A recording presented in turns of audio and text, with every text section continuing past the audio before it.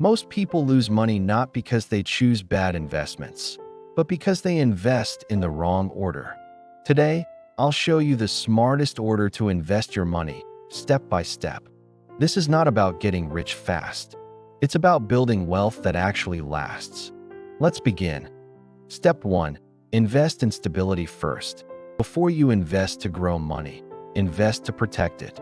That means stability, having control over your basic expenses and avoiding financial chaos. Because money grows best in a stable environment. Step 2. Invest in yourself. Your highest return investment is not a stock.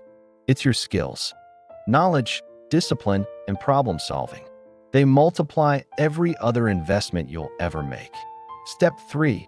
Invest for growth. Only after you have stability and skills should you invest for growth.